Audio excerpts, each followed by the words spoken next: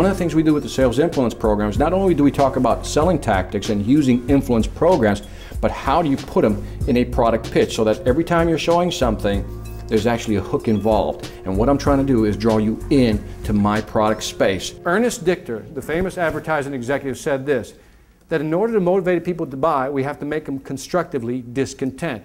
And I said, that's such a cool phrase. What does he mean by that? Let me give you an example. You remember back in the day when you had 8-tracks? Who's with me?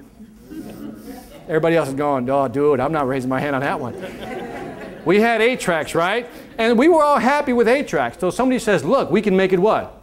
Smaller. So now we were discontent with our 8-tracks when we went over to the what? The cassette, right? We're all happy with the cassette. And then they came out with the what? The CD. Now, the problem with the CD was that we weren't ready to make that investment. Cassette, CD, who cares? They're almost the same size, so to speak, right? But then the marketing executives went to work on your brain. And this is what they said. They introduced a new word to you, high fidelity.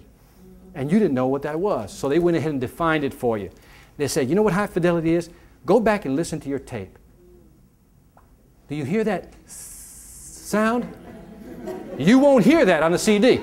Now, you never heard that hiss until somebody what? Pointed it out. Now you're like, man, I don't like that hiss. It's bothering me. Now you're what? Constructively discontent. What I want to do is not look at how to sell to people, but understand why people buy. And if I understand why they buy and how they make a buying decision, I say, well, maybe I'll stand a better chance of selling them. Customers want 3 things.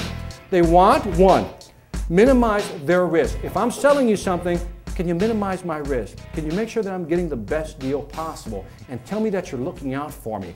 2nd, enhance my competitive edge. In other words, by that I mean, if by buying this, am I going to get an edge? Now, it works everywhere. If you're selling to a corporation, if I buy this product, Victor, is this going to give me an edge in the market? Now, if I'm selling some type of multi-level marketing product, and let's say it's some type of diet supplement, Victor, tell me that by buying this, I will look thinner than everybody else. You get the idea? You're selling differently. The last one is help customers achieve their goals. That's what they want, folks. That's what studies have shown. They want those 3 things.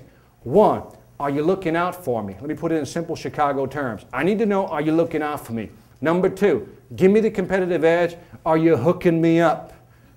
Right? The last one, help customers achieve their goal. And if I need your help, you got my back. Am I right? It's very simple, folks. The reason people don't like sales is because they failed at it. Why did they fail? Because their training basically wasn't up to par. It isn't them that's failing, it's the training systems that are failing them, which is why I always say upgrade your training or downgrade your expectations. It's that simple. Dialing for dollars, you know what that is. You get on the phone and you start making them phone calls because they told you, law of averages, call, call, call, call, call. You got to make your sales, right? Here was the study done. Did you know that 2% of sales are made on the first call? Did you know that 3% of sales are made on the second call? Did you know that 5% are made on the third call, 10% are made on the fourth call, and 80% of the sales are made on the 5th phone call? Think about that. 80% of the deals are closed on the what? 5th phone call. So for some of you who called somebody one time and said, man, why didn't they call me back? Well, look up there. Because you got to keep what? Calling. Now, when you look at that number right there, is that good news or bad news? How many say it's good news? How many say it's bad news? How many refuse to participate no matter what I say? All right. Sales is you work for a company, you sell their product because you believe in that product. You believe in that product so much so that when you present it to your customers, what you're offering them is a way for them to be successful. And if they're successful and they buy, you also win. It's a triple win. The buyer wins, the salesperson wins, and the company whose product you're selling also wins. That's sales. 80% of all new sales are made on the 5th call. How many people actually make that 5th call, do you think? Let's go check it out. Did you know that 48% of the people quit on the first phone call after the first one? Did you know that another 25 quit after the second? Did you know that another 12 quit after the 3rd phone call? Let me stop right there.